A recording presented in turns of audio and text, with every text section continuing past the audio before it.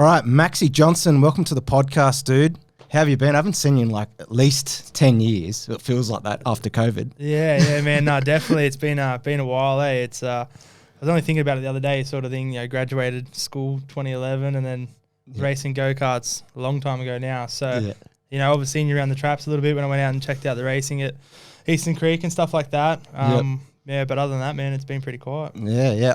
I heard you, well, not heard, but I saw you went on a holiday with Jimmy Matchett. How was that? Yeah, man. Yeah, so me and Jimmy have been good mates for a long time now. So, yeah, ever since I started racing sprint cars, to be honest. And, you know, our partners get along really good, Lana and Kayla. So, yeah, just sort of no racing and that. It's got more money to spend on holidays, I guess. So, definitely went and enjoyed Fiji, which was nice. Yeah, right. How's Fiji like when you got there through COVID? Is there anything like, I haven't travelled in ages, but how's it like travelling overseas internationally at the moment? Yeah, man, to be honest, the only annoying part was lining up for the PCR international test or whatever you want to call it. So we sat in line for a long time out at Narellan.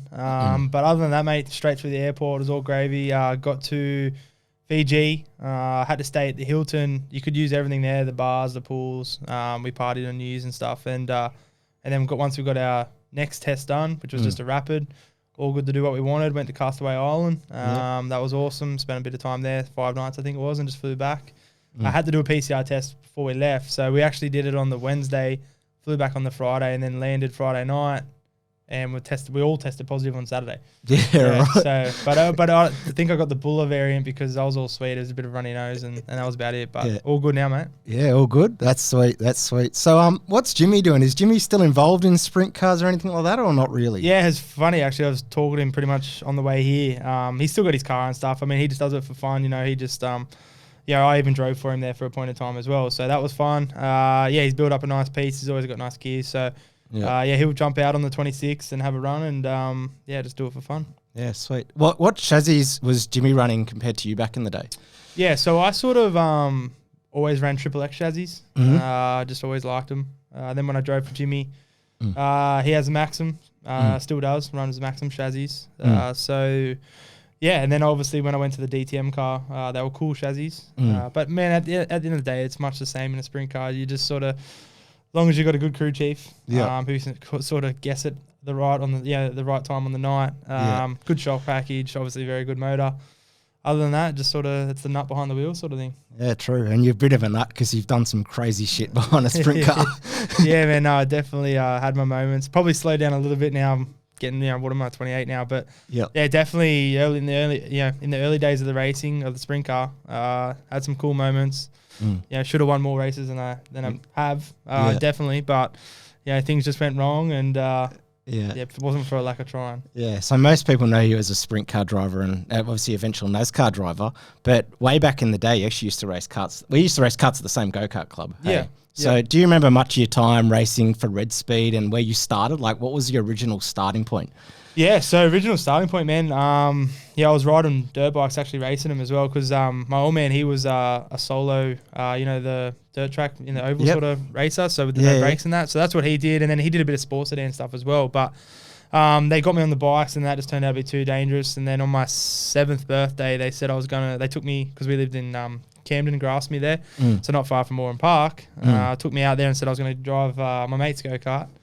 But I got there and then Dad rolled out my go-kart out of the back of the ute. So that was pretty cool. I remember that day as clear as pie sort of thing. So that was really cool. That's where he probably went wrong, and it all started from there. But look at, obviously just did our sort of family thing, me and Dad, and then as it progressed, drove for Red Speed, Jason Burns.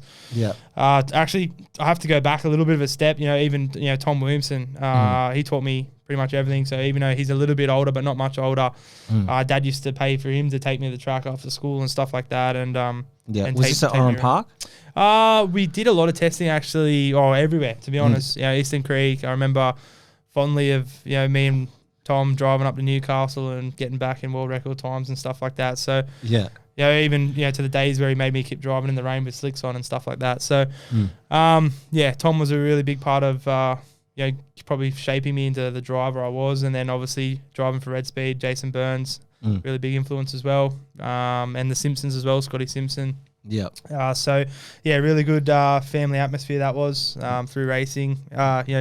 Also Chris Reynolds, Ryan Reynolds' dad, so Ryan's a good friend of mine, and and they took me away, when Dad had to work and stuff as well. So actually won my first state title without Dad there. Yeah, Chris Reynolds and Ryan and Robin took me away up to Rockhampton. Yeah, okay. I think it was. Yeah, Rockhampton, and that was my first state title, junior clubman. So did you travel with Ryan Reynolds and stuff in the back of the car type of thing? Yeah. It was there. So Dad had the CD Sprinter van, so we just load Ryan's stuff up there. Chris would pick me up and the van up. They'd drive up from Canberra and away we keep going, sort of thing. So yeah, some really good trips. To the point where like me and Ryan were in the back of the van because the Mercedes van, the van had the setup. So had the PlayStation and that, watching DVs, and Chris was at the front driving, and I think we're driving back from Queensland or whatever it was, or up. Yeah.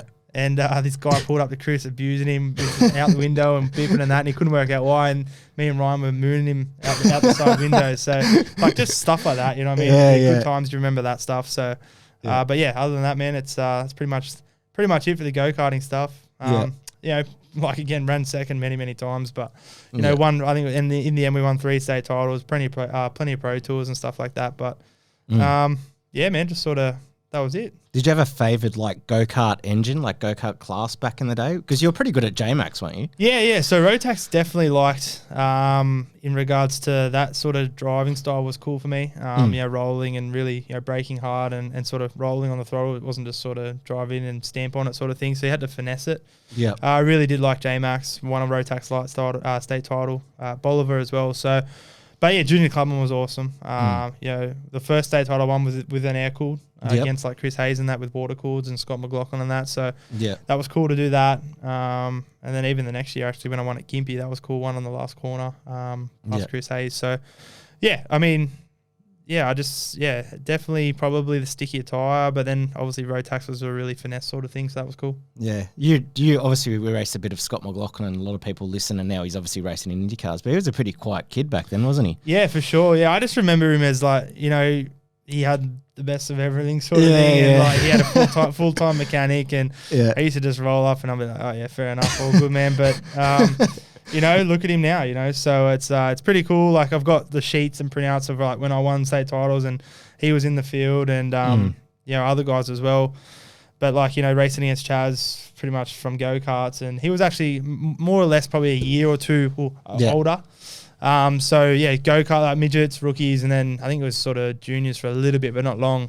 But yeah, he was, for me, he was the best there was in go-karts in my era, and then transformed it into racing. And I know they did it the hard way as well. Big fan of Chaz. That's what I was going to say. You and Chaz Mostert actually have parallel type of careers. Obviously, you went to NASCAR in that route, but your parents came from barely nothing. What did your dad do for a crust? Oh man, he was a used car salesman. You know what I mean? Down at Minnow. So Minto is like, they call it Minnow, but Minto for anyone listening, it's this not the greatest area of Campbelltown if I choose my words wisely, but so look, they had a Dad always said to me he'd get me to a certain point, and then that was it. I had to sort of race off sponsors' money, and all through Sprintcars, Nick Crawshay, who owns Finco Automotive Finance and Private Fleet as well. Another sort of online sort of car thing where you ring them, tell them what you want, they go find it, buy it, and then sell it to you. Yeah, right. So he actually bought my first sprint car for me. Mate, it was nothing flash compared to what was out there or is out there now. It was out of the back of some dude's garage in St. Clair or something. So and we just fixed it up the best we could because I couldn't afford to do Formula Ford and stuff like that. I got opportunities, got offers, all that sort of stuff. Just could not, have the funds from my family for one, and I wouldn't have expected them to mortgage a house and shit like that, like other people have had to do. So I'm glad they didn't, because if they did, I probably now being older and know what money is, I'd be really shitty about that. So sprint cars it was. Never raced on dirt in my life, and rolled out for my first sprint car race.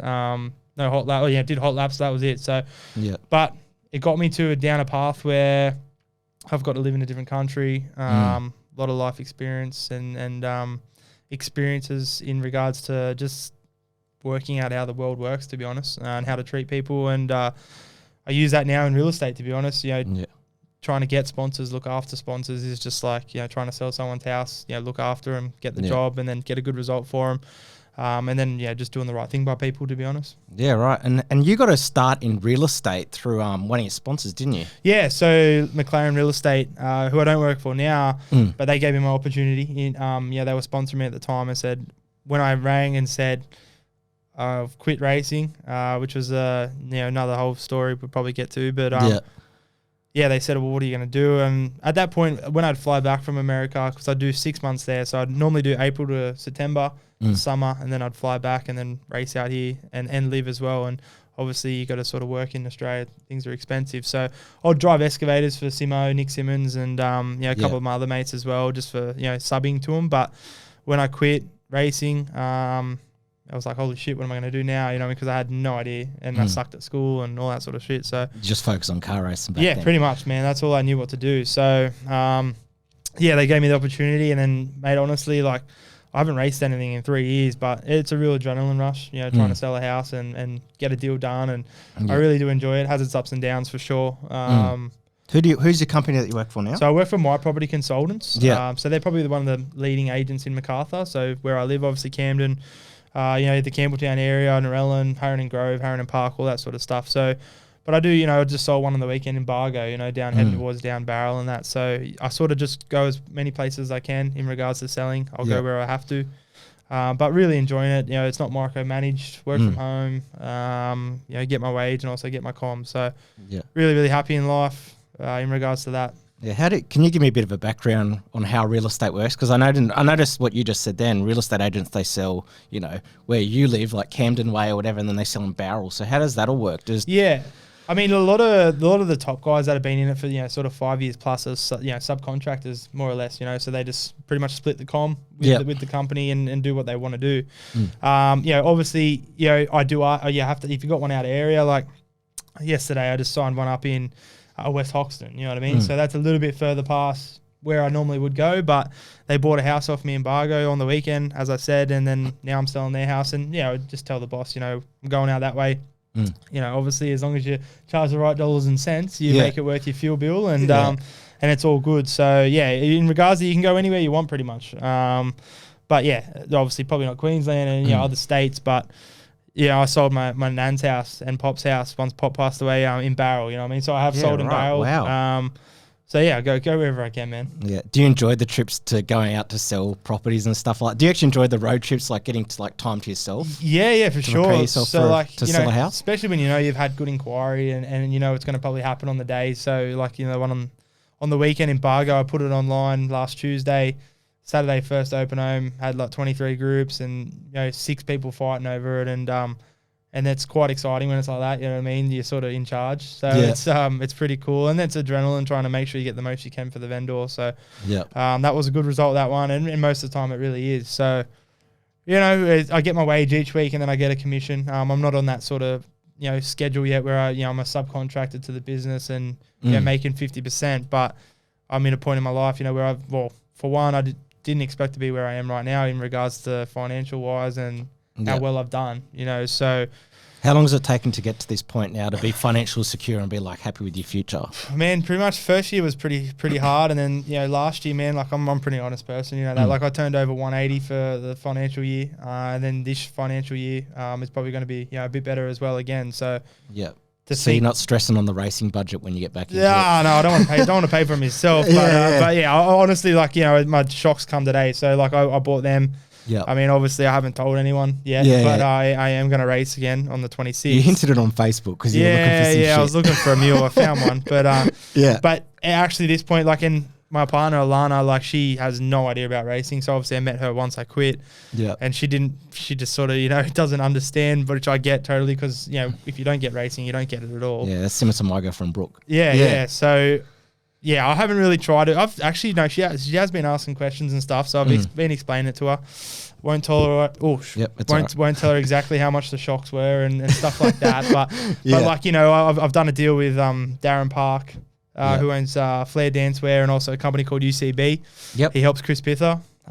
So he's the one that looks after Chris and gets Chris sponsors and stuff like that. And I've known him for a long time as well, and he just said, mate, I've got some gear there. Do you want to run it? Bring some sponsors on and this and that. So that's what I've done. I've got some really good sponsors on board for this, sort of 7 races once the track opens, and then I want to do it as fun this time. I don't want to have the stress of what it was before. You know what I mean? I was trying to make it as a race car driver, and that just didn't happen. It's pretty hard to actually, like, a lot of people don't know, but it's actually quite hard to win just a general track championship. It's literally like just tougher than Formula 1. Hard to win a heat race, you know what I mean? Like, I only won 1 race in a sprint car, man. Like, and like, obviously, like we touched on, come second heaps of times and crashed lots of time while winning. But it's a hard form of motorsport, man. I mean, I wish it had, the publicity and stuff, which it seems has sort of started be getting a little bit now. You got those V8 drivers trying to dip their toe in the water and stuff. You used to race Cam Waters, didn't you? Yeah, exactly. It's funny, man. Like, I used to race Cam Waters, go-karts, and then I went down to Warrnambool for the Classic the other week. He was down there and caught up, said hello. Yeah, right. Man, I still talk to Jimmy Golding sometimes. Just over social media and that. Yeah. It's funny, Brody Kostecki. So when I was living in North Carolina in America, I met him and his dad over there. Me and Brody used to ride the jet skis out on Lake Norman in North Carolina and stuff. So I know Brody really well. But yeah, like even Anton, and it's just funny, man. Like you see where they all are, and I mean I'm happy in life. Obviously me and Alana have bought a place together and stuff like that. So that's shit I would never thought I'd be able to do, doing what I was trying to do, trying to race cars. So. I'm in a good place, and I think that's hopefully why I suck at golf. I was trying to play golf every Thursday because I get Thursdays and Sundays off. Yeah, I'm fucking over that. So that's just I'll keep trying to play, but no, I'm over that. So Thursdays now I'll probably work on the car and get it ready for Saturday. Just yourself? Adam Ray's actually going to give me a hand. So he was my crew chief in the DTM car when we won. So but like I've made sure I've done it all right. Got the sponsors, a lot of cool people on board, and paying Adam and doing the right thing by him because he's got a family too and stuff. So I just want to make sure I'm doing it right, and hopefully we can enjoy it, and hopefully I can have fun. If I don't, well, I just won't do it. You know what I mean? So if I suck, I won't do it either. So it's been 3 years, so I don't even know, can't remember how to start it, but we'll see how we go. You had your crew chief. You're just saying Adam Ray then before, and you're paying him. When you were very successful in that DTM car, he was your crew chief. How did that all come about in the back of the pits? Yeah, like I've known Adam for a long time, pretty much since I was started racing sprint cars, and he was sort of going through a phase where he was doing crew chief stuff. I think he was working before me. I think he was working for like Pete Addard or something like with Jesse Addard and that, going to America and stuff, and then the DTM deal will come about. I started that team from the ground up. I mean, I painted the floors in the workshop and everything, and then got Adam on board as well, and he was working full time, and it was a proper race team. It was it was fully funded. He was pretty much full time, and I was racing for doing stuff during the week for Paddy's Hire. Darren, who owns Paddy's Hire, and some other hire companies as well, but helping them with some stuff around the hire company, and then also driving the race car and working on that. Or helping out as much. I'm not very mechanically minded, man. I you just like to go fast. Yeah, my brother's the mechanically minded one. I don't want nothing to do with how to. Doesn't he like old school cars and fix them, isn't he? Doesn't he he's like own speed shop? Yeah. Is that actually like a real business? Or is that just him fucking around? So he's located on Rose Street, just off Blackstone Road in Campbelltown. He's got himself a factory, Johnston Speed Shop. Mate, I think he's got 35 cars booked in for this year. Like, no way. Doing tubbing and work, fixing hot rods and all that sort of stuff, and sort of like he's doing good. He's the wild one in all sorts of ways. But he's come a long way. So like even though we butt heads a lot of the time, he's actually going to sponsor me. Actually, he's going to be on either side of the front wing and the middle of the front wing. So no way. But so we butt heads. But definitely proud of him to see where he's at. Considering where he was, and he's still got a long way to go. If you're listening, you got a long way to go, man. But he goes to work every day, so that's all I can ask. Yeah, cool. He actually gave sprint cars a go. It was you two, like in a family team, and obviously, most of the budget went to you, but he actually gave sprint cars a go.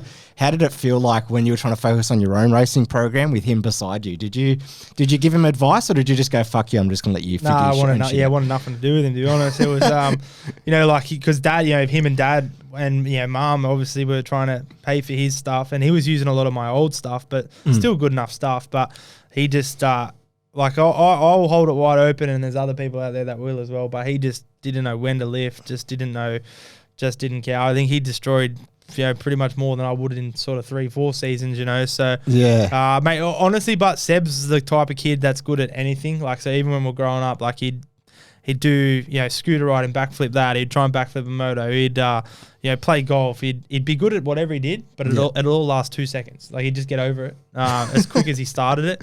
Never stuck at anything. So if he stuck at racing and probably tried, I'll be honest, probably got the same opportunities I did in go-karts, and then obviously sprint cars and stuff, he probably would have been better than me, I reckon. It's a tough pill to swallow to say that, but he was good at everything. So he had the potential, but he just lose interest, and but he never. Yeah, I'll give him that. He probably never got the opportunities like I did, but then I've also got that corporate side of it as well, where I made my own opportunities. Yeah. Hence, driving the NASCAR, you know what I mean? So fourth Aussie to do that just didn't come because I just clicked my fingers, So had Hayden Thorley, who was a friend of mine that I met through racing. He actually hit me up on Instagram. He's a really nice bloke, actually. Hayden's an absolute legend, man. He, I don't know. We've only met probably 3-4 times off the top of my head. It was all over phone, over social media, just getting to know each other. And then he just said, "Mate, he wants to help. He wanted to help me." He lives in Queensland, doesn't he? Yeah, he's in Queensland. Yeah, so I flew him. He come down for one of the races when I started in the DTM. But man, I do have to make sure I say that he worked his ass off as well, doing proposals and stuff like that to help me get that Brandt Agriculture sponsorship to do the NASCAR. Yeah. So and I didn't have money to give him. I didn't have nothing to give him. He just did it purely because he wanted to help me. So, massive shout out to him. Because if it wasn't for him and his knowledge on, that sort of marketing side of stuff and how to put stuff together and giving me ideas, and we'll bounce on ideas off each other to get Brandt to sponsor me. Because it wasn't just, he's a proposal to sponsor me, we got him leads out here and I visited farmers and shit like that. Is Brandt actually coming out this way now to Australia, or are they through like a different company name, or are they working with companies in Australia? The problem was, man, it's weird, man. I probably could have gone a lot further with them, but their product is actually not legal in Australia. So most of their agriculture stuff you can't actually use in Australia, whatever it may be, because of Australia's laws and shit. Australia, and they're tight as nuns nasty. So I can't say that. No, you can. No, you can say whatever you want. Yeah, they're tight with everything. You know what I mean? So they don't open their horizon. Yeah. And obviously America lets a lot of things slide in regards to the chemicals and stuff. So it was actually a lot more to it. Obviously it was that was 2017, so I can't really exactly remember the ins and outs, but got along really well with the guy that looks after Brandt Australia, Rick Brandt, who owns it. We went out. He flew out to Australia and we went to dinner and stuff in Sydney. No way. And awesome family. The Brandts. Obviously, I wish it went better. The race itself. They sponsor cars in Brazil, don't they? Or they did? Yeah. No, they've got a Porsche team in Brazil. They've got obviously Justin Allgaier in the NASCAR that they've sponsored for many years. Who drives for Dale Earnhardt. Did you meet him? Yeah. So, man, I don't know. Who are the NASCAR? A lot of the people will want to know now, like, what are the type of, what's the NASCAR atmosphere for an Australian? Because when I went over there as a fan, as you know, I was a massive fan of NASCAR. There's only very rare Aussies, and you were essentially like the second Aussie, and then James Davison's obviously after you to actually go over there and compete. What was it like living in North Carolina and just like that atmosphere, living in that whole, like, just literally that racing state? It's something you can't describe. It's they live and breathe it. It's and there's so much money over there. Like it's crazy. Like to do that one race for Untitled Motorsport was $50,000 US, and that was on a deal. Right. So normally to do a truck race is about between 150,000 per race. My mate Ryan Reed, who he raced for Roush, didn't he? Yeah, so he was one of my best mates. He was bringing 6.5, I think it was 6.5 or 6.6. It was in the 6 millions US a year to drive that. You know what I mean? And that was through his Lilly Diabetes sponsorship. Because he's a diabetic. So that all, and don't get me wrong, him and his dad worked their butts off as well to make that sort of sponsorship happen. Ryan, when me and the ex broke up after I come back from Vegas, I was that's another story, but anyway, we'll skip that. Well, I was in. I had me back. She had me bags packed and everything. And you were essentially like you dated. A lot of people know you dated a girl who was American. Yeah, gone over there. Then you broken up, and so you're back. And here. then I was in the gutter, man. Yeah. I literally had all my shit, and I was sitting there, and I'm like, who the fuck do I call now? Yeah, and me and stuck Ryan, in America. Yeah, and me and Ryan would always hang out like beers and whatever, and I just rang him. I said, mate, you need to come get me. He goes, oh, all right. I said, can I just crash for a little bit till I work out what I was doing? At that point, I hadn't secured the NASCAR thing yet or any sprint car races. Yeah. So I was about to just pull the pin and come home. But then... so you hadn't done really... You were just pretty much trying to muster yourself up to try and get it right. You had to be there to muster it up. So whether I was here racing and trying to get Brant leads over here and working with Hayden on trying to do that... You then had to be over there just to show your face. Like I was a good friend of mine, Greg from Off Axis Paint, who paints a lot of the NASCAR guys' helmets. Like I would be I was in his shop. Well, I didn't have a job. I was a legal immigrant. Yeah. You know what I mean? So I was working for cash. Yeah. Sanding helmets. You know what I mean? Like I'm sanding Matt Crafton's helmet. I'm sanding and Greg was paying me. That was what I got by to live. Yeah. As well as living under Ryan's roof. And you know, I had enough money. I'd save up each time to make sure I had enough money to feed myself and have a good time essentially, you know what I mean? But to buy beer and stuff. But man, I was if I didn't have Ryan, put a roof over my head, sorry. Yeah. And he took me training twice a day, and we went vegan for a little bit once so I could fit into the NASCAR. I'm not a Joey Mawson size sort of guy. Yeah. So I weighed, when I come back from America that year, I think when I raced the NASCAR I was about 93 kilos, like I'm 107 now, you know what I mean? Yeah. So didn't you bring Ryan Truex over here as well? Or is that no, so Ryan Reed come over. So Ryan Reed, I remember that. Yeah. So he come over and hung out. We did Christmas together in 2017 and New Year's and stuff. Yep. Started off here and then went up the Gold Coast with Matt Dumsney and a few of the boys. Bronson Butcher, actually, who I used to race go-karts with. He lives over there full time. He works on I think he's working for Trackhouse Racing now. Oh wow. Yeah. So right. I always wonder what happened to him. Yeah. So he was a legend back then. He was a good bloke. Man. Bron was working for GMS. Yep. Hung out with him a lot as well. And when Ryan come back to visit me on Christmas, New Year's 2017, Bronson come as well. So we had a mad time all together and showed him Australia. And then I haven't seen any of them since. You know what I mean? Right. But well, that's because they're busy in America. And COVID and whatnot. Yeah, busy over there. COVID. Obviously things happen with life, but I was talking, like me and Ryan still talk probably twice a week, which is cool. Probably Bron. We still got a Snapchat group, all of us. You know what I mean? Right. We still keep in touch. I'd love to get back there this year. Ryan said, "Oh man, this is bullshit. We're just gonna try and do alternate. Take turns each year." But yeah, man. Shit, I don't even really know what I was saying. Just sort of it's Does Ryan Reed want to get back in? Or I know Truex Jr. or Truex's brother was racing those cars, but does Ryan Reed want to get back into it, or is he kind of like he's just like cooled off? Yeah. And he's just... So once the sponsorship ended with Roush and Lily, he did some one-offs, but it's a money thing, man. He just sort of can't get the funds, and then now he's working full time looking after a kid named Jack Wood. Yep. Who's did trucks last year and doing them again this year. Yeah. Okay. So there's a lot of opportunity over there. Like, if I was still there, I probably would be in this same boat in regards if I wasn't racing. There's a lot of roles in being mentors for kids with money. Like driver coaches and which is true though. But you know what I mean. Like race car drivers do need money, and there is driver coaches who are the driver coaches. Funneling the guys who have more cash. That's true. That's a true statement though. So. So not driving and lining deals up for him, like Ryan gets him, a contract or whatever. And obviously there's money to go with that, but he'll get a good deal on it or whatever and that. So that's what he's doing now. But he's doing well. Other than that, man, it's just sort of, I can't wait to go back and see everyone. That'll be cool. Yeah. How was it racing? Because did you do World of Outlaws as well? Like a few World of Outlaws racing? Yeah. How's it compared to like a club day here essentially? Like what's the difference? Because people don't know the difference when they watch, like me. I watch it just for the enjoyment of it. But how does the whole atmosphere compare to like just a Valve Lane Raceway? Yeah, it's crazy. I mean, even on a weeknight, they race 96 times a year or whatever in the space of 6 months. So a World of Outlaws schedule's nuts, but it didn't matter. How many races do they do a year? About 96. 96, yeah, that's the Outlaw tour. Yeah, right. Jesus. But even if it didn't matter, I can't remember, like, you know, I think I might have raced on a weeknight in one of them or something, but like on a weeknight, you know, like there's the stands are packed, you know, but if you did a weeknight here at the new track at Eastern Creek, you'd have no one, you know what I mean? So like over there, they just live and breathe motorsport. You know, Sundays was like NASCAR Sundays, you know, or, you know, football Sunday, whatever it may be.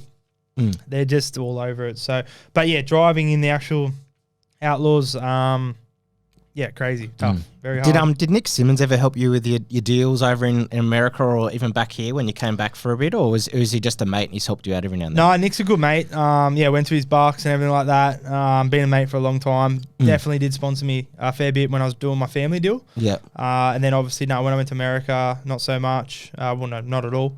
But yeah, we've still got a good friendship. Like I still, you know. Yeah, I see Kyle Clues. Yeah, he lives at Camden Park. We go to the pub at least, you know, sort of once a week and hang out and have dinner. Does he still have his Aussie race car? Yeah, it's still in his shed. Yeah. He's still, I thought he sold all that shit. No, he still reminisces sometimes. But yeah, that's still in his shed. And, you know, still see Walshy because of the sprint car, obviously. Yeah. And, you know, Ryan Bell and Chops and that. Like, even though they're all older dudes, it's funny. Like, we've all kept in touch, like, purely because of just events and stuff like that. So probably when I think about it, anyone my age I race go-karts with, I don't really talk. Do you want to do their 4-stroke thing that they got going on, or are you just not interested in that shit? I've seen that. I said I'd fill in as like a super sub or something, but I don't.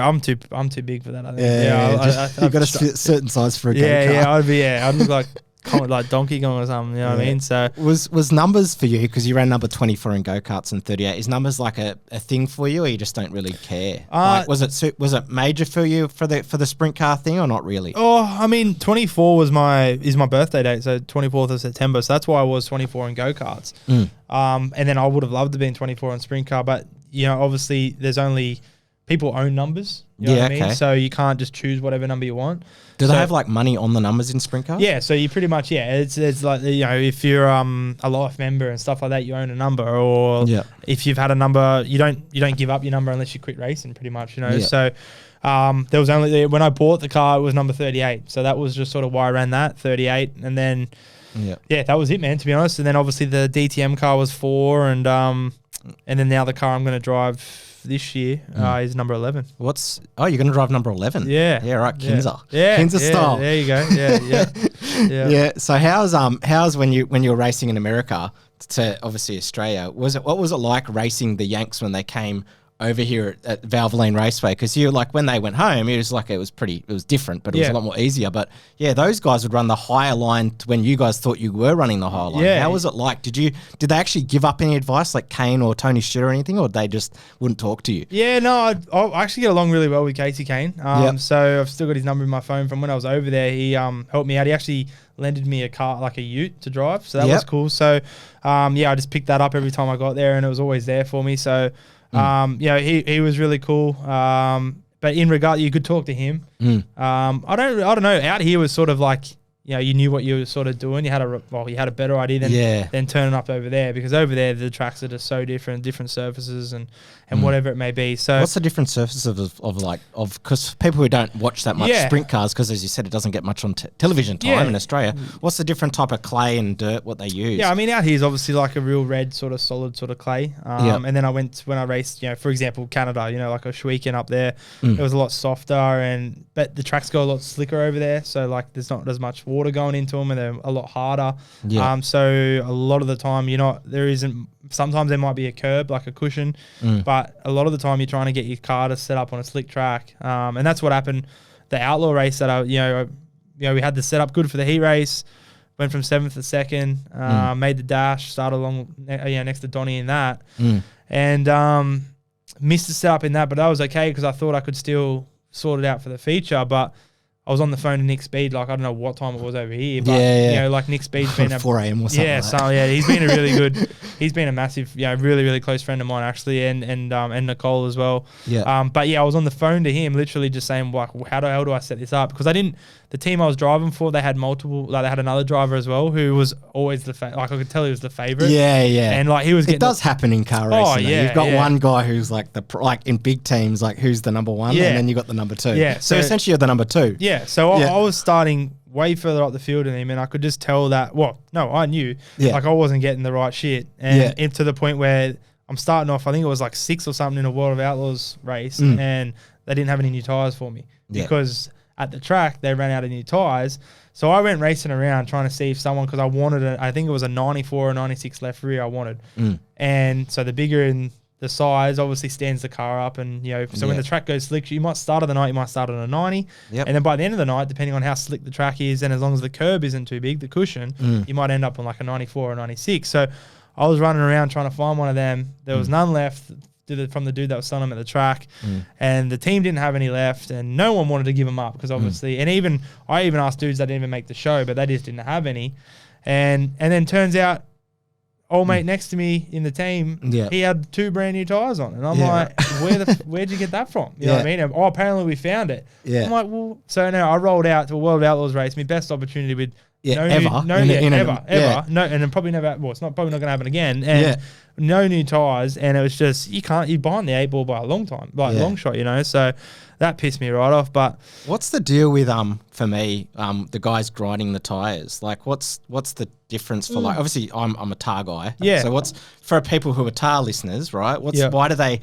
grade the tires, and what's the deal with that whole so situation? You can do a couple of things. Obviously, you can cut grooves in them. So you just sort of make it more square edges on the tire. But when they've got the angle grinder out and they're grinding around the tire, they're actually getting that. So sometimes a tire can seal over. So if you're out there racing and you're wide open for whatever it is, 15, 20 laps, and then you slow down, sometimes the tire, as you slow down under a caution or something, it can seal over, and then you shit house for the rest of the race. It just changes everything. And I don't really know how to describe the feel, but the car just goes to shit. And so what they're doing is just trying to make sure the tire's not sealed over before they go out. Yeah. Because who knows? Once the race is over, you drive them back through the pits, you can go over some water or whatever it may be. You could seal it over without even knowing. So they're just making sure that's right. Sometimes you see them grinding new tires. To get that shine off it. But that's about it, man, to be honest. Yeah. When fans arrive to the stadium, which when you're going to be racing Eastern Creek again, you guys are wheel packing. Yeah. What for like a general fan who wants to go to Eastern Creek but hasn't gone to even Parramatta? What's the deal with wheel packing, and why do they do it? Like, why is it a thing? Because when you race on tow, you just go out there and just fucking fang it. Exactly. But for you, you've got to actually bet in the track, right? Yeah, exactly. Yeah. So, I mean, they've got to prepare the track so it lasts the whole night pretty much. If they just didn't water it and just didn't give it any love, it'll just take rubber straight away. So it's weird to say, but a dirt track will take rubber, and then you will see white smoke coming off the tires, and they're so hard to drive in the rubber if you've got a tight race car. But anyway, that's the sort of another thing. You don't want that to happen, is what I'm trying to say. So a lot of water goes in, pack the track in, and then you'll see, like, at the start of the night, you're covered in shit, and then by the end of the night, when the track's in good condition, there will be multiple lines, obviously, bottom, maybe middle, and the top, but there's not as much mud. You know what I mean? There's a little bit more dust. But, you're just trying to pack the track in because they've put a heap of water in it, and they're just trying to get it all nice, so then it's safe enough to obviously hot lap on. Do the hot laps, try and blow a little bit off, and then hopefully it comes in pretty good by time trials. That's why sometimes drawing a pill to be first out for time trials is either bad or good. You know what I mean? Because depending on the heat and how much water's gone into the track, it could still be greasy. And then if you get a late pill draw, you're obviously going to be quicker than the guys that are going out at the beginning, so, and vice versa. So that's pretty much what the where does the quick time pill you draw you? Does like, say if you get number 1, do you get to choose your heat, or do they just select when the number? No. So like you just pull out. If say I pulled out 1. I have to time trial first. You know what I mean? And I'll look at the day or whatever, if it's been raining or it's going to still be heavy, pretty greasy. But if it's hot, well then hopefully we do enough hot laps where it blows the grease off, so then it's going to be good. But so you turn up, do driver's meeting, you get random pill draw to see where you time trial. You do your time trial, and then obviously you get placed into a heat. So normally there's an invert. So if you're quickest, you're probably normally off 6th or 6th or 4th, depending on the invert. How many are in a heat normally? Oh man, I think normally 12 or 10's the max. And then sort of normally top 4. So if there's 4 heats, top 4 will transfer to the A, and then the next 4 will come out of the B. Yeah, okay.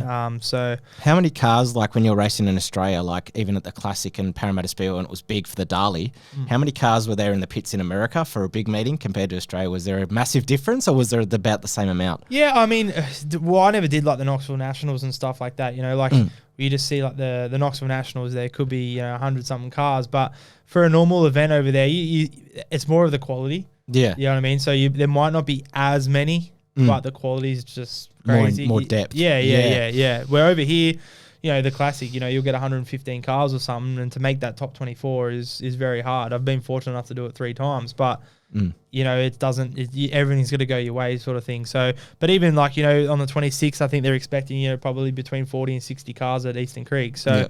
Only 24 make the A main, so you just got to hope you have a good night. And that'll be mainly New South Wales based cars, will it? Or do you reckon there'll be some now? Because most of the borders are open, but is WA open? I don't even know. No, they're not. So okay. WA. I don't even forgot that was even part of Australia, to be honest. But Perth earlier. Yeah. So it's yeah. I mean, I think you'll get a couple maybe Queenslanders. I think there might be a race up there at the same weekend. Yeah. But probably, you know, a few Melbourne cars might come up, maybe like Veely and stuff like that. But I mean, for me, I hope it's just New South Wales cars because I just want to try and get my eye back in. It's the quickest thing I've driven on the roads at bloody Nissan Navara, you know what I mean, since I stopped racing. So just got to jump back in and just try and you know, get the groove again and see what happens. Yeah, as we're talking about Eastern Creek Speedway opening up, do you remember your first time ever going to Parramatta Speedway as a kid? Do you remember your first time? Like, I like I'm big for nostalgic memories on the show. Yeah, 100%.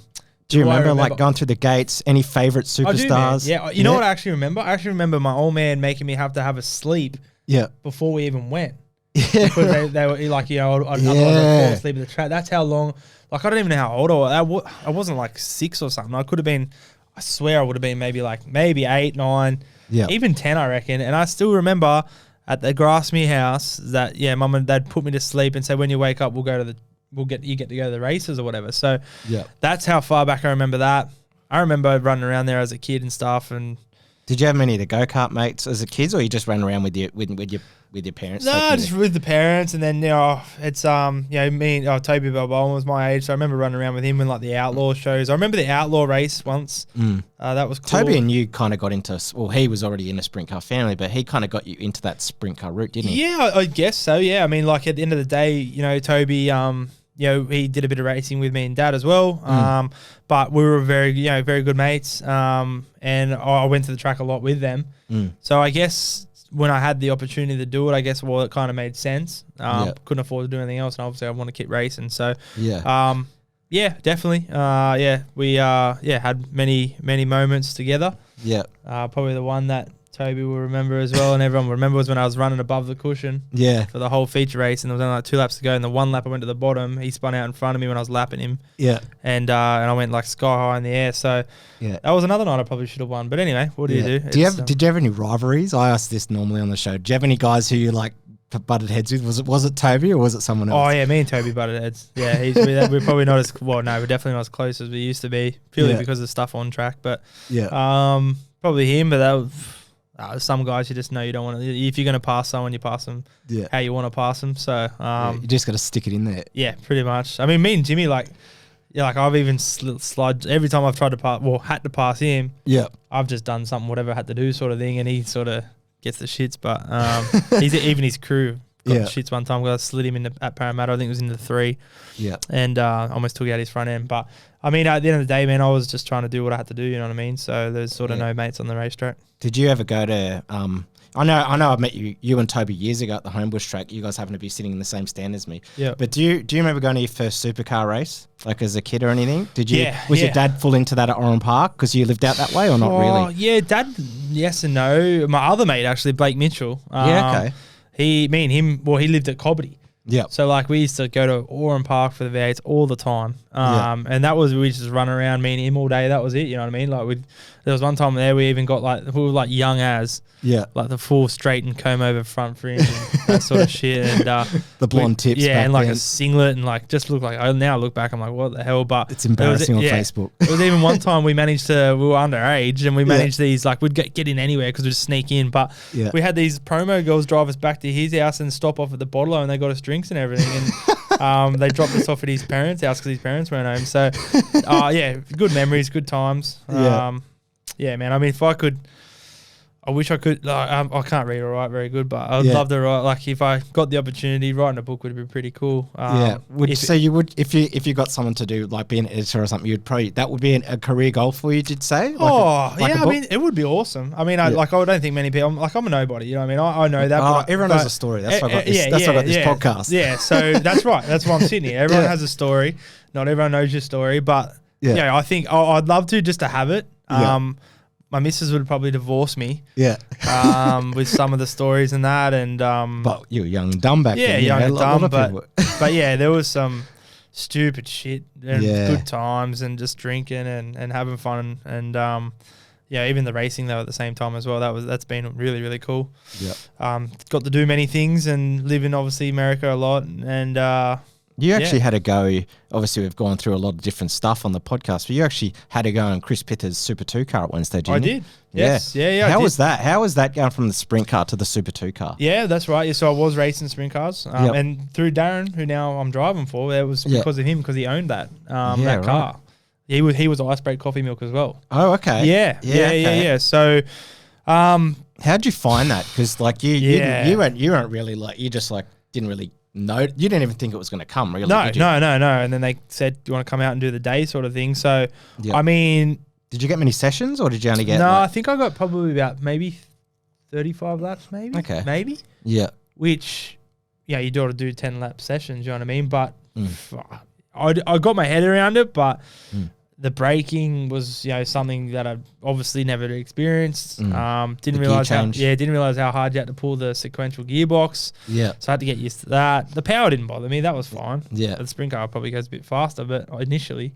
Yeah. But that was awesome. Yeah. I mean, that's exactly right. Driven a NASCAR truck, sprint cars, go-karts, Super 2 car. Yeah, man. Had a good time. You've had a mad time. And so when did you get married to your girlfriend? Well, I'm not married. I don't know why I said divorce, but she would divorce me anyway. But that's the plan. That's the plan in the books. Yeah, she's the one. So we'll put a ring on that event at one stage. But been together 2.5 years, and she's actually in real estate as well. She's a property manager. So so that's how you guys met. Yeah, I was a bit creepy and slid in the DMs on Instagram. So I did that. But she's really good and definitely sort of got me on a good path as well in regards to I still like to have a good time with the boys and that, but she's looks after me, cooks, cleans, and we're a good team. So we're saving and bought something already and ready to buy something else. So she's smart with that stuff. Yeah, right, cool. Hopefully she just likes racing and lets me do it for fun, but we'll see what happens. So you're going to plan to obviously race. Is it just going to be for fun, or is it just going to be just casual racing now? Like, you're going to try and do the full season at Eastern Creek? Yeah, so that's the plan. Obviously depending on work. Like Saturday's my biggest day with work, so I have sat down with my boss and he said all good, so I'll get to the track about 3:30. Yep. And it's only 35-40 minutes from home, depending where I'm working as well. If I'm in Camden, it's only 35-40 minutes, but I haven't told Dad yet, so I've got to get Dad to drive the truck there each week. He maybe hears this first on the podcast. Yeah, he's going to hear this now, so I'll just slip him $50 or something. But anyway, got to get him to drive that there because I just won't have time to leave early enough to take that. So and then Adam will meet him there, and then is Seb going to crew as well, or not? Yeah, Seb wants to come out. A couple of his mates want to, so there'll be enough of us to make it all happen. Yeah. But at the end of the day, we'll just sort of see how the first couple go. I'm doing it serious enough where, obviously I'm got my crew chief. I've gone and bought the shocks, so I've got the right shocks, good motors in the car. We'll have new tyres on it. So all those fundamentals will be correct. Whether my head's in the right places that maybe it used to be in regards to trying to drive it, we'll soon find out in a couple of weeks. Your head's got to be in the right place to drive those things. You know what I mean? You can't be second guessing yourself and stuff like that. So hopefully that's going to be all good. And I would like to go good, but at the same time, I know there's no pressure in if I don't make the feature this week or if I don't run top 10, that's a step backwards in trying to achieve what I want to achieve, because now I just want to do it for fun. I want to have a good laugh, but at the same time, I want to be competitive. I want to try and win again. I only won one of them. Yeah. The one time I had a decent car and a decent crew chief. Yeah. It only lasted for not even a full season, and I got one win and multiple quick times. So the gear's probably not as good as that DTM stuff. Yeah. But I will hopefully for some good results. Is Marty Perevich going to come back and race? Do you know anything? I don't know. I haven't spoken to Marty for a long time now. I still follow him on Instagram and stuff. So I know he's out down past there. I'm at Razorback now, so I know he's down a bit further. And didn't you used to work out with him back in the day? Yeah. Well, when I first started racing Sprintcar, I couldn't hang on to the steering wheel. You know, like it was it's so physical. Yeah. And Marty lived in the same area as me, and you know, once again, you know, obviously there's a lot of good people that have been part of my journey, and you know, he said come to the gym with me, you know, whatever. Obviously he's fucking Hulk, so I didn't want to be as big as him, but yeah, he definitely did show me a lot of you know, techniques and stuff to try and, you know, hang onto the wheel a bit better and stuff. So that was cool. But yeah, right now I'm sitting here. I haven't been to the gym yet. I play Oztaggers on a Monday, and I'm trying to do a little bit of running. But anyone that knows me, they probably know I'm lying there a little bit. But yeah, honestly, I'll just jump back in, see how we go. And are you going to come down? What, to the Eastern Creek race? Oh yeah, 100%. When you said you were racing, I wanted to come. Yeah. That's cool. what I said to you in a message. Yeah, well, I'll let the promoters know that I bring crowds. But anyway. Yeah, so we obviously have a mate in common who actually did TV reality. Do you know Gallagher? Are you still mates with Ryan Gallagher? Yeah, I mean, yeah. So I went to his wedding. I'm married at first sight and everything. That was fun. Yeah. That was a good time. But I've still got him on social media. I mean, I probably haven't spoke to him in a long time. I mean, I think we might have chatted a little bit over the social media. Yeah, I know Seb's actually been talking to him a little bit about, he's been doing some cars and stuff, Ryan himself. Yeah, right. And I think Seb's been talking to him, but in regards to car stuff. But yeah, other than that, man, it was fun. You know, when we're all sort of hanging out, you know, like Vegas, you know, the Bucks, and then obviously that sort of, he got married or married at first sight. It might have been a year later or something like that. So that's sort of why I got the ring in. I was just a ring in, you know what I mean? Yeah. But it was fun. You know, all the boys went up. So yeah, that was cool. I watch Married at First Sight still now. So. Yeah, it's pretty loose show though. I'm hoping I get home tonight in time, but we'll see how we go. I'm not going to kill your time before you get Married at First Sight. But yeah, so you're obviously going to race at Eastern Creek. What do you think about the difference between, like, I don't know this, but you know, because you've been heaps of tracks, the difference between like the race promoters, you know, you had, who was running Parramatta at the end Barry of it? Waldron was. Yep. And now John Kelly is running it, and his wife. Look, to be honest, John Kelly owns or runs Brisbane, and I never raced there, purely because I just didn't. I went to Toowoomba. Well, I went to Toowoomba, that was mad, but never went to Brisbane. Don't know why. Don't know, and probably never will. But I've heard he runs a pretty good ship up there. So it will be interesting. I know there's another guy called Scott Anderson involved in the new track as well. Yeah, okay. I think he's got stuff to do, like, runs monster trucks and stuff. So don't quote me on it, but I've heard he's a pretty good, pusher of the buttons and promoter sort of thing. So I hope that they do really well. I know the track's probably not as what everyone was hoping in regards to banking and stuff like that, and the corners are so long. Apparently, I haven't been out there, but I watched the videos. Is it flat or is it? Apparently it's got banking, but the corners are so long and the straights are so short, so it's sort of not as like Parramatta. Is there any tracks that you've raced in America that can compare to it from what you've heard? No, not really. No, I'll let you know after the first race. Yeah, I'll let you know, but hopefully you can get me and my girlfriend in the pits. Yeah, there you go. Yeah, I'll try my best. I see how you go. Still got to try and work out how I get in the pits. But I don't know, man. I'm excited to see it and drive on it, and then obviously I'll be able to work out what it's like from there. I raced in Bunbury over in Perth. Yeah. And I sort of think it's like that, but Bunbury's a bigger.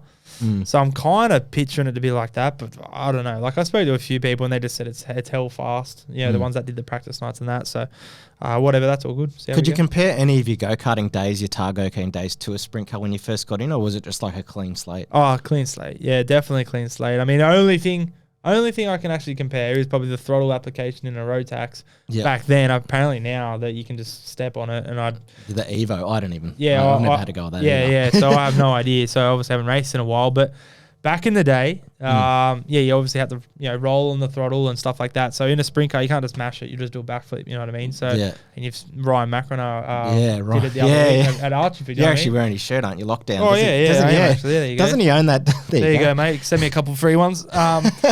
But it can happen in a split second. You got to definitely roll on the throttle. So throttle control is a massive thing. Like, I run really heavy springs on it, on the throttle itself, because I really want to feel it. Probably Yeah, I probably definitely do run a lot more than some people because I just want to make sure I'm feeling everything. But then some people won't run any at all. You know what I mean? So it's just a preference thing. Yeah, I heard in the pits back in the day when I was obviously around, like to hang around there like a bad smell. Yeah. That Marcus Thumbsy was running like a smaller engine at the time, and same did you at some point, and then you changed. There's bigger, different cubic inch motors, isn't there? Yeah. So, probably more or less, like there was a 372 cubic inch, but you wouldn't run that. That was back in the day.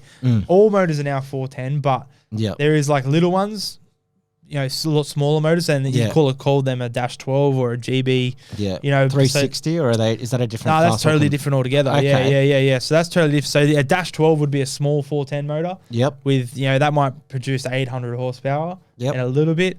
Where now there's some motor like those DTM motors that I was racing. Running, So the DTM car with the Morrison motors in them. Yeah. They were like up over 900 horsepower. So I know some of them pushing 950, 980, but unless you can get that to the ground, there's no point having it. So the motors I've got now, I've got two. Darren's got two motors. Built by Alan Felsh, so just a local guy. You know, I think, you know, they're between 880 and, you know, 890, 870, somewhere around there. So that's fine for me. It doesn't.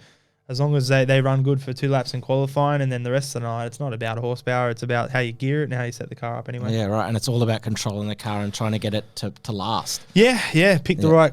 don't blow your tyres off early. You know, pick the right line. Be on the right part of the track. Always searching for different lines, you know, unless there is a predominant line. But, definitely always searching around and being aware of, you know, if you're on the top and you've got someone on your peripheral vision. Yeah. I hate that word. You got to make sure you're looking and, you know, get down to wherever they are or whatever it may be. So, I've had times where I've lapped people and then the lap cars pass me back and I'm like, what the fuck? You know, then I realize, there's rubber down there or something like that. So you got to quickly adjust before someone else passes you. So that's probably the hardest. Would you be chasing the rubber or would you be chasing the clay? Nah, well, once the rubber goes down, the race is over. It's just one lane. It is like a tar race then, you know what I mean? It's one lane, and if you get out of that, you're stuffed, you know, because it's so slippery out of the rubber. So, you never want the track to go rubber down because the racing just turns. Would it only happen at Valvoline or would it happen at other tracks? No, it happened at the Classic all weekend, you know, down in Warrnambool, you know, just because they've changed the surface down there. So the heat and stuff, you know, you have 80 cars, it's hard to maintain sometimes, so it is going to take rubber. But, you know, then they rework it and then it goes away. But that's, you know, Parramatta on those hot days, rubber would come, but in speedway racing, you don't want the rubber to come because it just turns into shit racing. One lane, no one can pass each other, and it's just follow the leader. You want a nice wide track, you know, with a little bit of a bottom, a little bit of a top, and you actually have to drive the car and work for it then. You know, and then obviously it makes a lot of passing opportunities as well. Yeah, right. How did you find out, because we've spoken a lot about your racing, going from like the family deal to the DTM and even to the like the World of Outlaws? Yeah. Like how was the difference in terms of like you and your dad and your brother pretty much just working your butts off? Yeah. Right? Like scrambling for sponsorship as opposed to like running a deal. Like was it just a lot less stressful? You turn up to the track, focus on your drive and that's it? 100%. 100%. Like the family deal, I was driving the car to the track. I was loading it up, you know, and I was thinking about adjustments throughout the night and working, you know, with Jim Smith as well. He was a big help as well in my sprint car career. He got me, you know, going, you know, in regards to setup and stuff. But, you know, trying to make, you know, thinking of sponsors and keeping them happy and, you know, trying to entertain sponsors at the track and shit. It's just crazy, you know what I mean? Like this type of form of motorsport, you got to be there, you got to be focused, and you got to concentrate on what you need to do at the task at hand. So having Adam, he sets the car up. I don't ask any questions. I don't care what he does to it. If he just says do this, like run in this part of the track, or you should maybe run around here. Yeah, right. I'll take it on board and I'll go out there and just drive the thing, and I don't have to worry about a thing. You know, so. The DTM thing, obviously, fully funded, amazing equipment. Is Jake Baines going to run it here at Eastern Creek? What's the go? You don't really talk to them? No, I don't talk. Honestly, I have been to the Speedway twice since I quit. Yeah, okay. So I quit 2019. My last race was the Classic. How like at that point for you, because you were obviously turning into like a big crowd favourite, and you just decided to call it a day. Because I remember the post that you posted and whatnot. Yeah. But what made you just think I've just had enough? Do you know what I mean? Like for me, I race for fun now, right? But years ago, for just me racing Formula 4, I took it way more serious. Yeah. But for you at that point, when you were like, that's enough, I've just had it? Like, what was the thing that just killed the buzz? Yeah, things weren't going exactly right in the background in the team sort of thing. So, button heads with some stuff and whatever it may be, and it just took my passion away from it. Not everyone's perfect. And honestly, I woke up one day and just went, no, I can't be bothered doing it. I'm sick of just trying to do it. There's got to be more to life, sort of thing. Yeah. Because takes a lot of your life, a lot of time. I just woke up one day, rang Darren, and even I think, Darren who owned DTM. Now I'm driving for a different Darren, but anyway. So Darren that owned DTM, I rang him, and I was crying on the phone when I said I didn't want to do it anymore. He said, "You sure?" And he said, "If you ever want to come back," he said, just call me, whatever, rah, rah, rah. So this time I'm coming back, but I didn't call him because he's got Ian Madsen driving the car and stuff. So and I get along with Ian really well, so he's a good guy. So I don't even know if does the Madsen brothers talk to each other, or they're fully separate to each other? They're too much rivalry. Yeah, they are right. Like, you don't want to mess with either of them. But I know they talk. They're cool. Ian's cool. I've seen him down at the Classic. Were they an inspiration to your racing career though? Because those guys pretty much came from nothing to make it work for themselves. 100%. They made it work, and they worked their asses off and came from nothing. As well, and made it over there, and they're obviously still doing really well in their racing. 100%. They're pretty much the cool dudes, the badass dudes that you'll just sort of look at and you go, fuck, that's pretty mad what they do, and even their driving style. So 100% looked up to Kerry Madsen for sure. I remember the bike biz car, when I was younger, the 29, that sort of purple sort of car. Yeah, that was a great looking car back then. That was awesome. So that picture is in my head a lot. When you ask, sort of the early days. I definitely looked up to them, and I don't know, man. Like, I just always loved sprint car racing, but I don't think it was my goal was to race V8 supercars. You know what I mean? Like, I wanted to race tar. Yeah. So not racing Formula Ford. Yeah. Not getting into any of it. Yeah. Still hurts. Did you ever test the Formula Ford? No, I never got, because I couldn't afford it. Yeah. Did you talk to Lasker though when he had a crack in sprint cars opposed to when he had, did he tell you the difference? Oh yeah. Did he go like, oh, this does this in a Formula Ford? But everyone gets in a sprint car and says like, this is just fucking stupid. Like, that's what Malrose said on the podcast. Like what is this? This is crazy. So. Lasker's cool, but he's like another natural talent as well. He can do anything, sort of thing. So, but yeah, man, like it's still today. Like if someone rang me and said, "Come drive my whatever it is, Trans Am car or Toyota 86 next week," I'd be there in a heartbeat. You know what I mean? So because I never got to do it, and I always wanted to do it. So sprint cars was not my first option. It just happened to was what I could. It's all I could race. I could race after go karts. So. I jumped on it and then made it lead into other stuff, obviously in America. But yeah, even if someone rang me tomorrow and said, here's whatever it is, $100,000 or whatever, take it and go drive a Trans Am car, I would go do it 100%. They look pretty fun, those Trans Am cars. Yeah, they do. They look really cool. They're kind of like the sprint car now version of like tar racing, because they're getting so many people buying so many cars. They're actually having to split the fields into different states. Yeah, right. Yeah, okay. That's how big it's getting. Yeah, so now essentially you're just gonna have to you do your state racing first, like go karts, and then you'll eventually elevate to the national series. That's how big it's getting. Wow. Yeah. So funny. It's like I probably a year or 2 years ago I was trying to do it. Spoke to a few guys that own cars and that, but you still need like what? Well, McCorkadale will tell you how much you need. What do you need? You probably need to. You got to flip cars to race the next class, essentially in tar racing. That's how expensive it is. Well, if you don't own the car, you still got to pay $250,000 to drive the freaking thing. You know what I mean? Like, and then if you crash it, you don't get to take it home and fix it over time. They want to fix it that week, and they just send you the bill. Yeah, there's no insurance, so you can get another car. It's just that's it. At least with a sprint car, you junk that thing. You a chassis might be $8,000, $8,500, brand new Maxim with some panels and stuff, and it's all bolt-on stuff. It all costs money. Don't get me wrong, but. How many cars in the American scene of sprint cars, like in their shed, like Casey Canny said you mates with, how many like chassis would he have lined up to go when one's junked, or would they actually bother using ananother chassis over there or not? No, they just throw it in the bin. Like, man, I went to Casey's shop a couple of times and like, who was driving? Like, I think the Outlaws that were driving in 2017, I don't know, it was Brad Sweet obviously driving for him, and I can't remember if he had the 9 car happening as well with Pittman. I think he did. He would have had to, but I mean, they'd have 6-7 cars each. You know what I mean? And like 6 and 7 of everything. Where now I've got a car in the shed that's complete, ready to go. and a bare frame that needs to get powder coated and put new panels on it. But I don't have a spare rear end, one because there's none in the country because of COVID and stuff. So, it's such a different scale. You know what I mean? Like they'd have 6 or 7 motors. Yeah. Does Simo still have his sprint cars around, or did he sell them? No, Simo sold everything as well. Yep. I thought he would keep him and stay with his Aussie race car. Did you just go to the state? Did you just stay with the Aussie race car? Did he? Yeah, I think he's just running the Aussie race. Yeah, a race car. Yeah.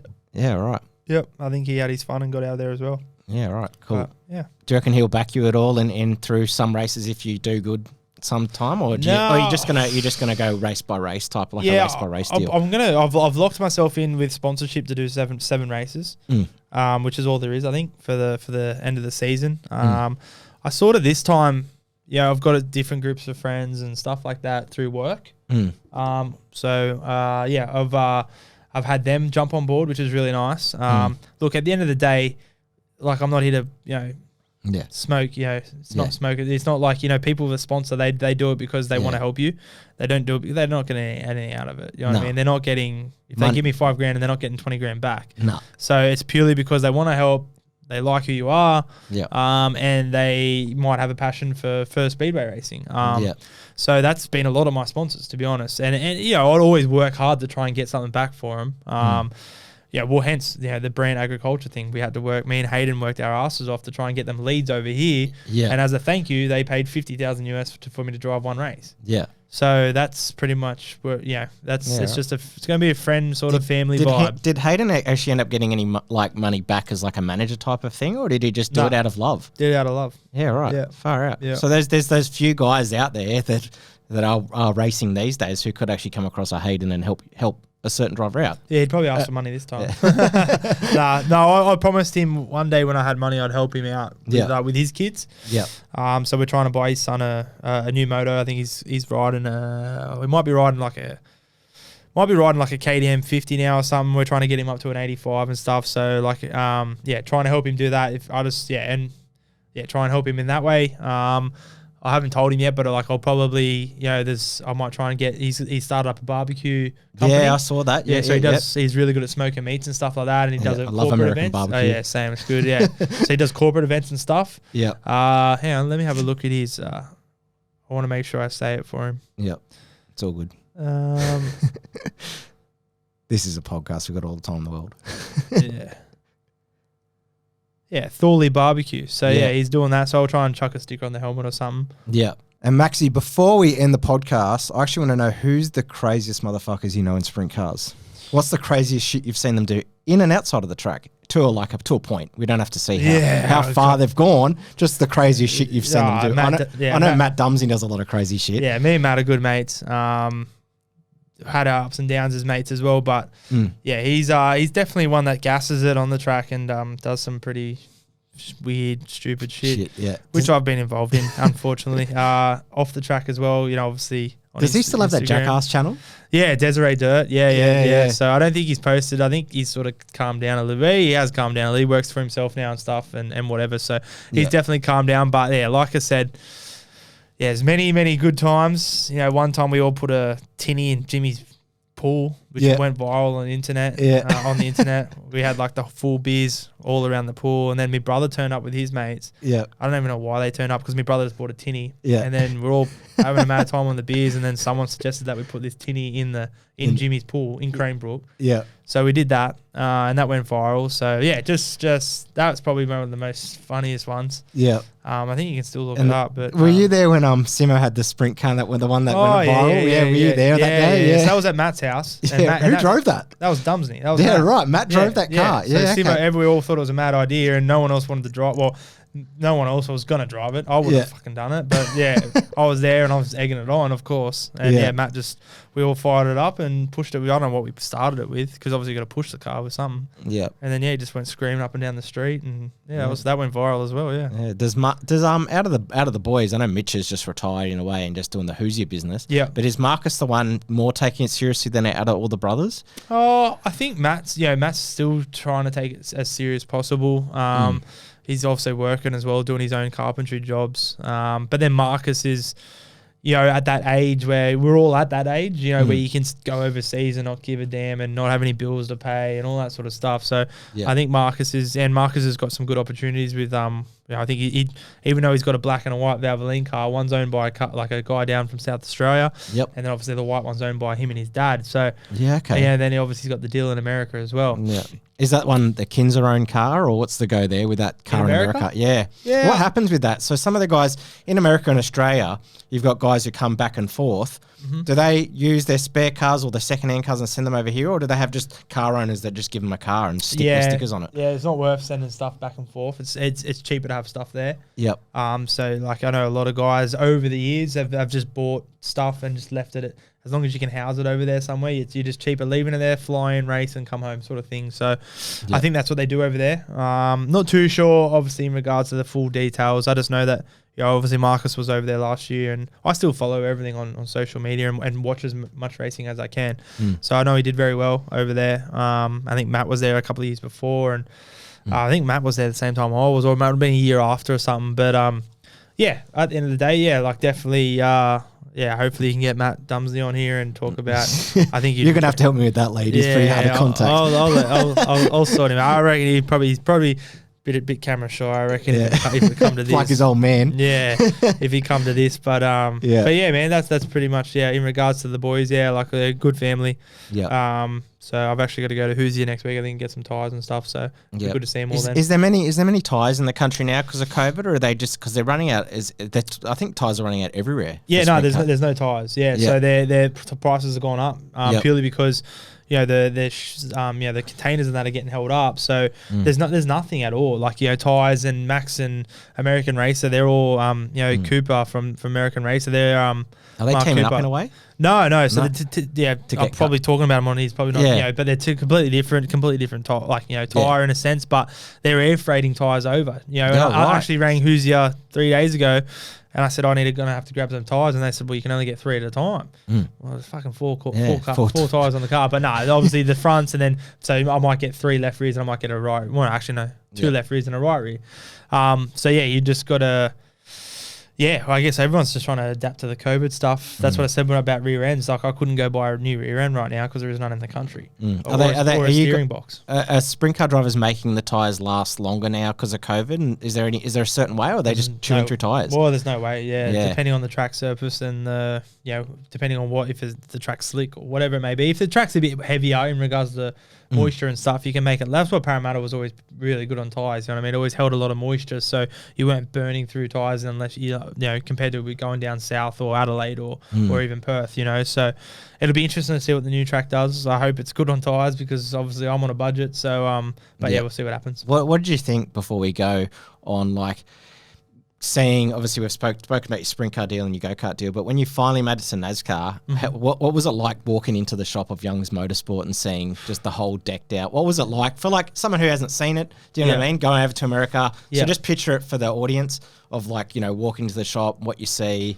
what's around, and is there other shops around the corner as well, like Wood Brothers or something? Yeah. So there's like a complex out the back of Mooresville, and there's multiple teams. It's just you see NASCARs driving on the road. You know what I mean? Like in this complex when they I started up once they completed building the car for me. I drove it around the block. You know what I mean? In the industrial area. You know what I mean? That was the only time I drove it, and then I had to turn up to Eldora and try and work out how to do it. I got 2 practice sessions. Yeah. You know what I mean? So that was crazy. But yeah, man, first time walking here, the doing the deals, signing and stuff, it was... was that the most adrenaline part of it though for you? Is signing because you're more of a salesman type of person? Yeah. Is signing a deal for a certain race more of an adrenaline rush than actually racing? Yeah, because I was more nervous when I raced it. So the adrenaline rush was... Yeah, holy shit, I've done the deal, it's signed, I'm going to race in NASCAR, butterflies, and just excited to tell everyone about it and stuff like that. Yeah. Just something that you never think, I was the 4th person to do it. Owen Kelly, Dick Johnston. Yeah. Marcus Ambrose, obviously, and then me. Yep. Were you over there when Ambrose was still over there? No. Okay. Owen Kelly, I spent time with Owen Kelly. Yep. I caught up with him at the Classic the other weekend as well. So he's an absolute legend. He really, really helped me as well. A lot of people that I probably haven't even got to mention, but it's been a really cool journey. That's when I pretty much closed. When I quit, I knew it had been a good time. You know what I mean? I knew I'd sort of accomplished what I wanted to do, and it was time to sort of create some security in life and stuff like that. So, but yeah, man, just even going to the track and, you know, just the big haulers and the autograph session. Like, I was just living like a king, man. So, and then I was shitting myself about the race, and I was like, but even if I'd won that race, I'd still would be sitting here. You know what I mean? Because it'd be, well, who's going to pay for the next one? You know what I mean? So it didn't matter. Like, where does the purse money go? Does it go back mainly to the team or to the? Like, I made money. They gave, so for bringing 50 grand to the deal, I got $5 grand off Tyler Young Motorsport as a spotter's fee. Yep. And then I got $5 grand for just taking the green flag. Okay.